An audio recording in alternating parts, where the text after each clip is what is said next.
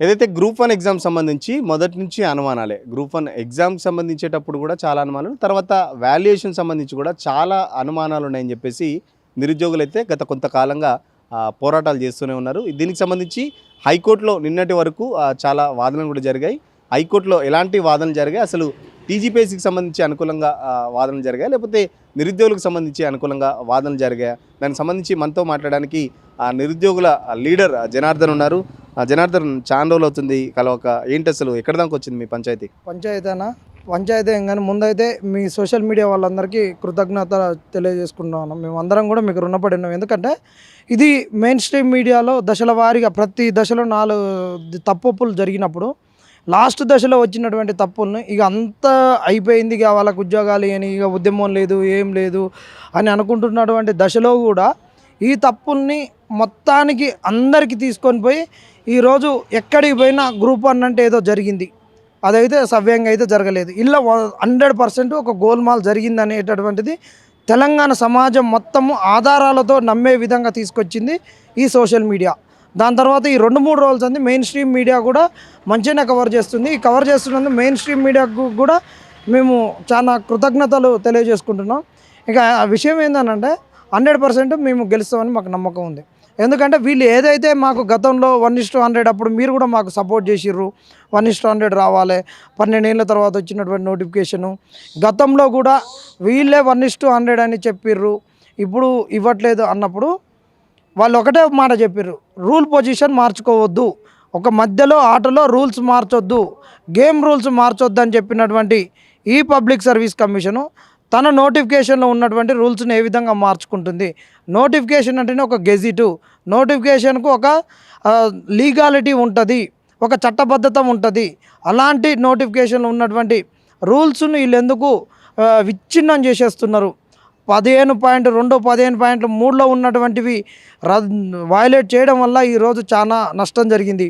Hall టికెట్స్ను రెండింటిని ఎందుకు ఇచ్చిర్రు? మీ మీద అడిగితేనేమో ఇది కన్వెన్షనల్, ఇది ఒక రూల్ కాదంటారు. హాల్ టికెట్స్ అనేటటువంటిది ఒక కన్వెన్షనలే, కరెక్టే. మరి అసిస్టెంట్ ప్రొఫెసర్లతోటి దిద్దిచ్చేది ఒక కన్వెన్షనల్ అన్నారు, మరి మేము అది మార్చుకోవచ్చు అన్నారు. మరి ఇక్కడ మరి దీన్ని కన్వెన్షనల్ ఎందుకు మీరు ఫాలో కావట్లేరు? అది కన్వెన్షనల్ కాబట్టి మేము ఫాలో అయినాను. ఇది కన్వెన్షనల్ అయినప్పుడు హాల్ టికెట్లు మార్చకుండా ఉండడం కన్వెన్షనల్ అన్నప్పుడు, అదే అన్నిటిని ఫాలో అవుతున్నప్పుడు, ఏదైనా ఒక కన్వెన్షనల్ సిస్టమ్ నుంచి ఒక కొత్త సిస్టానికి పోతున్నప్పుడు నువ్వు ఖచ్చితంగా ఒక వెబ్ నోట్ ఇవ్వడమో, లేకుంటే ఒక నోటీస్ ఇవ్వడమో, లేకుంటే హాల్ టికెట్ మీద ఉన్నటువంటి వాటిలలో మీరు మెన్షన్ చేయడమో, మనకిచ్చేటువంటి గైడ్లైన్స్లలో ఇట్లా ఏది చేయకుండా ఒక వారం రోజుల ముందే మీకు ఇచ్చేస్తాం హాల్ టికెట్స్ అని ఎట్లా చెప్పారు? 2 హాల్ టికెట్లు అనేటటువంటి ప్రధానంగా మీకున్న అభ్యంతరాలు ఏంటి? ఇప్పుడు అసలు కోర్టులో ఇలాంటి వాదనలు జరిగాయి. దాదాపు 3-4 నెలల నుంచి ఈ పంచాయతీ నడుస్తుంది కదా. అసలు ఇప్పుడు నిన్న కోర్టు కూడా జరిగింది, లాస్ట్ వాదనకు సంబంధించి ఎలాంటి వాదనలు జరిగాయి? మేము చెప్పినట్టు ఇప్పుడు ఏదైతే రూల్ పొజిషన్ చేంజ్ చేసారో అది ప్రధానం అన్న. దాని తర్వాత అటెండెన్స్ అనేది చాలా చాలా కీలకం. ఎందుకంటే గతంలో నోటిఫికేషన్ రద్దు చేసింది అటెండెన్స్ వల్ల రద్దు చేసిర్రు. అసలు నోటిఫికేషన్లో కామాలు ఫుల్ స్టాపులు మారొద్దని సింగిల్ బెంచ్, డివిజనల్ బెంచ్ ఇచ్చింది. ఈ మహానుభావుడే నర్సింగ్ అనేటటువంటి ఆయన, ఈయన నోటిఫికేషన్ రద్దు చేయించింది. ఈయన రేవంత్ రెడ్డి గారితో, ఈయన ఉన్నటువంటి వివేక్ టంక గారితో అన్నిటిలలో కోర్టులలో ఉండి 3-4 నెలలు తిరిగి రద్దు చేయించినటువంటి ఆయన ఈయన. ఇవాళ మరి అటెండెన్స్ తీర ఉద్యోగాలు వచ్చే కాడ అసలు వాళ్ళు ఎక్కడి నుంచి వచ్చిర్రు, ప్రిలిమ్స్ రాసిర్రా రాయలేదని తెలియట్లేదు. వాళ్ళు సమాధానం చెప్పడానికి గుట్కలేస్తున్నారు. ఆ గుట్కలేసేటటువంటి వాళ్ళు ఎందుకు చెప్పట్లేదు అని అడుగుతున్నాం. అటెండెన్స్ అత్యంత కీలకం, 2వ అంశం. దాని తర్వాత తెలుగు మీడియానికి అన్యాయం జరిగింది, అది ఎక్కడ డేటా ఇవ్వలేదు. దాని తర్వాత వీళ్ళు ఇచ్చేటటువంటి ప్రతి దాంట్లో కూడా ఫ్యాబ్రికేటెడ్ డేటానే. ఈరోజు ఒకటి అంటున్నారు, రేపు ఒకటి అంటున్నారు. ఉర్దూ మీడియంది. తర్వాత వీళ్ళు ఒక్కసారి బయోమెట్రిక్లో మార్కులు ఫిక్స్ చేసినాక మళ్ళీ ఎందుకు దాన్ని తొంగి చూసి తీసేసి ఇది ఉన్నదా లేదా అని ఎందుకు ఓపెన్ చేసి చూసిర్రు? ఇవన్నీ ఒక 10 అంశాలు చాలా కీలకమైనటువంటి అంశాలు. కోటి ఉమెన్స్లో ప్రిలిమ్స్లో వీళ్ళే అబ్బాయిలతోటి కూర్చోబెట్టి మెయిన్స్ ప్రిలిమ్స్ రాపిస్తారు అబ్బాయిలకు అమ్మాయిలకు. వీళ్ళే మెయిన్స్కి వచ్చేసరికి ఏ విధంగా ఒక రకంగా ఉన్నటువంటి అమ్మాయిలకు ఇచ్చిర్రు. ఉన్నటువంటి హాల్ టికెట్ జనరేషన్ ఒక ఆన్లైన్ మెథడ్ను, ఒక ఆన్లైన్ సిస్టాన్ని వీళ్ళు ఏ విధంగా చేంజ్ చేసిర్రు. ప్రిలిమ్స్లో వీళ్ళే మెయిన్స్ అబ్బాయిలను అమ్మాయిలను కూర్చోబెట్టి రాపించినటువంటి వాళ్ళు మెయిన్స్లో వీళ్ళని ఒక్కళ్ళని ఎందుకు పెడతారు? బయోమెట్రిక్ లేదని చెప్పి బయోమెట్రిక్ తీసుకోవాలని చెప్పిన వీళ్ళు బయోమెట్రిక్ లేనప్పుడు జరిగిన తప్పు కన్నా వీళ్ళు భయంకరమైనటువంటి తప్పు చేసిర్రు. మేము బయోమెట్రిక్ కూడా తీసుకుంటున్నాం అనేటటువంటిది అటెండెన్స్ బెల్లులలో కూడా చెప్పినటువంటి వాళ్ళు గొప్ప వాళ్ళు వీళ్ళు. అబ్బాయి ఇట్లా తంబేస్తే ఎమ్మట ఒక సెకండ్లలో తీసుకుంటుంది అలా. అలాంటిది ఈరోజు అక్టోబర్ 27 నుంచి ఇవాళ మే 3 వరకు కూడా వీళ్ళు అటెండెన్స్ ఇవ్వలేకపోతున్నారు. అంటే దీంట్లో ఏం జరిగింది? ఈ గందరగోళాలన్నిటి మీద మాకు కోర్టు మీద నమ్మకం ఉన్నది. కోర్టు కూడా టీజీపీఎస్సీ వాదిస్తుంది కదా, నిరుద్యోగులు తప్పుడు సమాచారం హైకోర్టుకి ఇస్తున్నారని చెప్పేసి కొందరు పిటిషన్లు కూడా హైకోర్టు తప్పుపట్టింది. కొన్ని పిటిషన్లకు ఫైన్ కూడా వేయడం జరిగింది. ఎందుకు మరి అసలు మీరేమన్నా తప్పుడు సమాచారం ఇస్తున్నారా హైకోర్టుకి? ఏమన్నా తప్పుడు సమాచారం ఏం లేదన్నా. ఏదైతే వీళ్ళు మాకు ఇస్తున్నట్టు ఫస్ట్ జిఆర్ఎల్ ఇచ్చి వెబ్సైట్లో మొత్తం మార్కులు పెడతాను పెట్టలేదో, దాని తర్వాత ఇండివిజువల్ లాగిన్స్ ఇవ్వాలి. ఇండివిజువల్ లాగిన్స్ డైరెక్ట్ ఇవ్వడం వల్ల వీళ్ళు ఇచ్చినటువంటి వెబ్ నోట్లోనే 100 మార్కులు అదనంగా ఒక పేపర్కి హైయెస్ట్ మార్క్స్ ఉండే ఉద్యమ చరిత్రకు అబ్బాయికి 122 మార్కులు వచ్చినాయి. 122 మార్కులు వస్తే ఇదేంది మీరే 100 మార్కులు హైయెస్ట్ అన్నారు, ఆ పేపర్లో వచ్చిన మార్కులు అత్యధిక మార్కులు, నాకు 122 వచ్చినాయని పోయినప్పుడు అబ్బాయిని కొద్దిగా వీళ్ళు ఏం చేసిర్రో ఏమో తెలియదు. అబ్బాయిని మేము కూడా కలవడం జరిగింది. ఆ అబ్బాయి యొక్క ఒరిజినల్ డాక్యుమెంట్ కూడా ఉండే మీకు, ఎందుకంటే ఇట్లా చూయించినప్పుడు పద్ధతిగా ఉంటుందనే ఉద్దేశంతో మేము దాన్ని కొద్దిగా అందరికీ దాన్ని హైడ్ చేయడానికని ఆ రోజు మేము ఏదైతే హైడ్ చేసి చూపించినామో మీ మీడియాలో కూడా ఆ విధంగా హైడ్ చేసిన దాన్ని వీళ్ళు కోర్టులో పెట్టుకున్నారు. కోర్టులో పెట్టుకోవడం ఈ విధంగా పెట్టిర్రు అనమాట. అన్నిటికీ మీకు మీడియాలో సుముఖంగా ఉండడానికి ఇక్కడ లెఫ్ట్ సైడ్ అనేటువంటి వెబ్ నోటు ఏ పేపర్ వైజ్ హైయెస్ట్ మార్కులు ఇది అనగ్జరీలో ఉన్న గీఎం మేము పెట్టినందుకు వాళ్ళు అట్లా పెట్టిరు. అట్లా పెట్టినందుకు కోర్టుకు ఇది ఎవరు పెట్టకూడదు, ఇట్లా ఇది చాలా తప్పిదము. ఈ తప్పిదానికి కోర్టు వేసింది. వాళ్ళకి అదొక్కటే పెట్టకుండా ఉంటే ఏం కాకపో, ఇదొక్కటి చేసిన చిన్న తప్పుకు వీళ్ళు మొత్తం తప్పులు చేసిరు అని మొత్తం అదే పట్టుకొని మైకులు పట్టుకొని టీజీపీఎస్సీ పేపర్లలో రాపించుకుంటూ అన్నీ చేస్తున్నారు కదా. మరి దాని గురించి ఎందుకు తెలుసలేదు? అబ్బాయిని వెబ్ నోట్లో చూసుకొని నీ ఆఫీస్కి వచ్చినప్పుడు వచ్చిందా లేదా అనేటటువంటిది సీసీ కెమెరా ఫుటేజ్ ఎందుకు బయటికి పెట్టలేదు? ఎందుకు చేయలేదు? వీళ్ళు ఒకవైపు దీన్ని ఆసరగా చూసుకొని పిటిషనర్లు తప్పు చేసిరని మొత్తం లోకంలో వీళ్ళంతా దొంగతనం చేసిర్రు, వీళ్ళు మమ్మల్ని కావాలని బదనం చేస్తున్నారని మీరు చెప్పుకొని ఏదో సానుభూతి తెచ్చుకోవడానికి మళ్ళీ ఇంకొకటి ఎవడు పిటిషనర్ రాకుండా ఉంటుంది కానీ వీళ్ళు చేస్తున్నారు. నేను పిటిషనర్లకు కూడా ఒకే తీరుగా చెప్పిన, అరే ఇష్టం వచ్చినట్టు పోకురి, ఆగం వేయకురి అని మీ పల్లవి టీవీలోనే నేను ఆ రోజు మీ బోర్డు మీద చెప్పినాం, డిజిటల్ బోర్డు మీద ఎట్ట పిటిషన్ వేయాలని.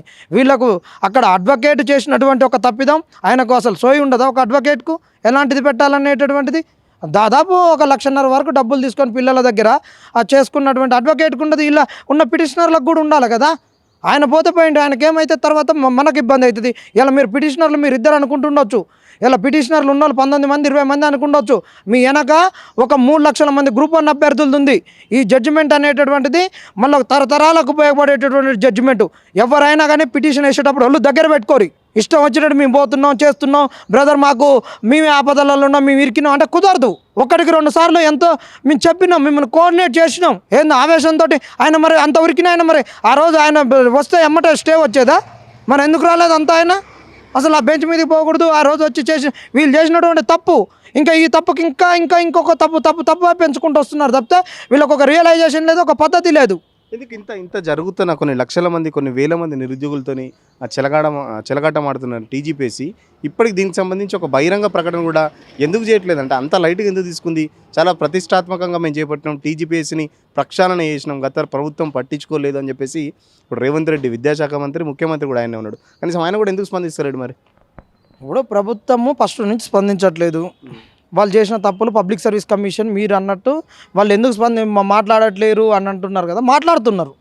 13వ తారీఖు 10వ తారీఖు రిజల్ట్ ఇస్తే 13వ తారీఖు వెబ్ నోట్ ఇచ్చారు, అలా తప్పులు వచ్చినాయి.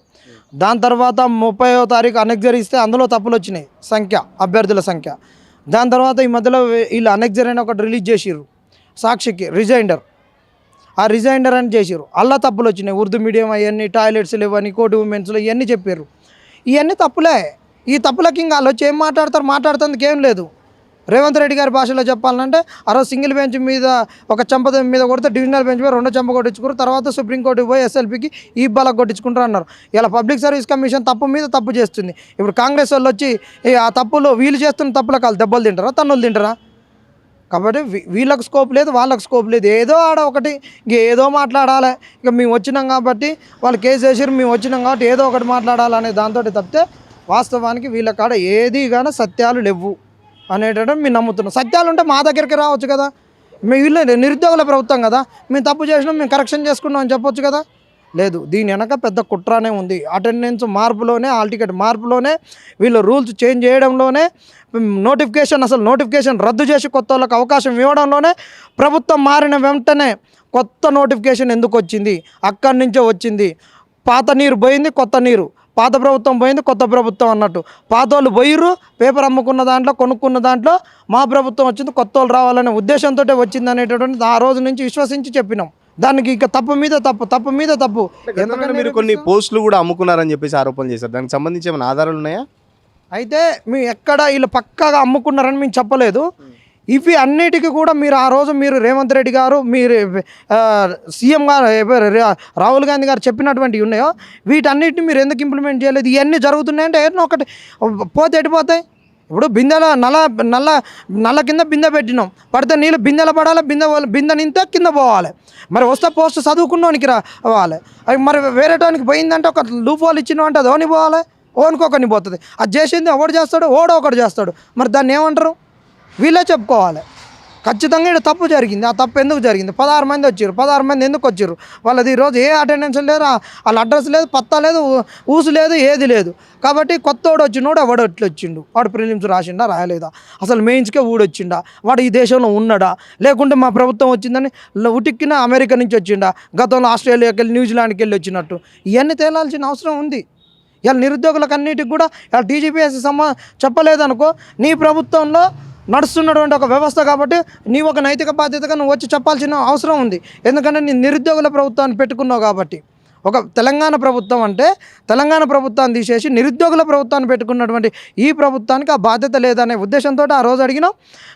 కాలం గడుస్తున్నా కొద్దీ అన్నిటికీ సమాధానాలు వస్తాయి వీళ్ళు ఏం చేశారు అనేది. కొందరు కాంగ్రెస్ నాయకులు నిరుద్యోగులకు సంబంధించి చెప్పుతో కొడతామని చెప్పేసి కూడా కొందరు వ్యాఖ్యానించారు. ఎట్లా చూస్తున్నారు మరి వాళ్ళకు? ఇప్పుడు మాకు ఏం లేకున్నా కానీ ఏం లేదు, చినిగిన సొక్కానాయన వేసుకుంటాం. కానీ మరి వాళ్ళ చెప్పులతోటి కొడితే మరి మేము అన్ని కొత్త చెప్పులు, మేము అందరం కొత్త చెప్పులు తీసుకొచ్చి వాళ్ళ నెట్ట కొట్టడంలో కొత్త చెప్పులతోటే కొడతాం. పాత చెప్పులు కూడా వద్దంటే కొత్త చెప్పులతోటి కొడతాం. ఇలాంటి ఒక బేస్లెస్ ఇప్పుడు ఎందుకు వచ్చి మాట్లాడట్లేరు? ఇంకోటన్నా ముఖ్యంగా వీళ్ళు జాబ్ క్యాలెండర్ అన్నారు. జాబ్ క్యాలెండర్ ఎడిపోయింది, ఎక్కడ పోయింది? 2 క్యాలెండర్లు మార్చినావు. నువ్వు వచ్చి నువ్వు డిసెంబర్ 7కి వచ్చినావు, అప్పుడు ఎమ్మటే క్యాలెండర్ మారింది. అప్పుడు జాబ్ క్యాలెండర్ ఇచ్చినావు, అది మారింది. మొన్న క్యాలెండర్ మారింది, ఇంకొక క్యాలెండర్ మార్చినావు. ఇంకెన్ని క్యాలెండర్లు మారుస్తావు? మాకు జాబులు రావట్లేవు కానీ క్యాలెండర్లు మారుతున్నాయి. మేము అదే నిరుద్యోగులారా ఒకటి గుర్తుపెట్టుకోరి, జూన్ 2వ తారీఖు నోటిఫికేషన్లు అంటున్నారు.